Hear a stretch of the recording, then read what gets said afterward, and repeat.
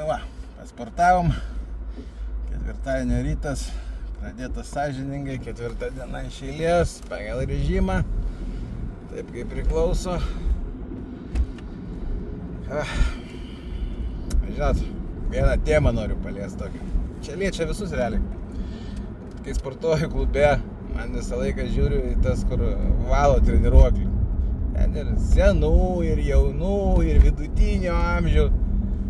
Eina jos tą siurblį, brūžina ant tuščio, brūžina.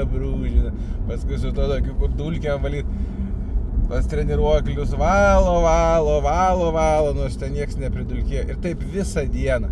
Ant kiek nuobodus darbas, tai yra nafik, yra žiauru.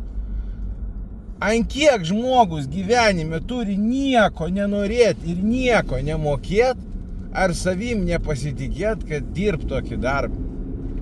Jau negana to, kad jos net netiesiogiai dirba tam sporto klube, o dirba per įmonę, kuri pasiima visą jų uždarbį, tai yra antrą tiek, kiek jie uždirba, arba net galbūt 2 kart tiek, kiek jie uždirba.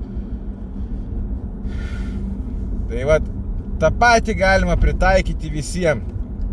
Ta patį galima pritaikyti boltukam, asiliukam. Kodėl jūs norite atiduoti visą savo uždarbį kažkokiam tai estų startuoliui?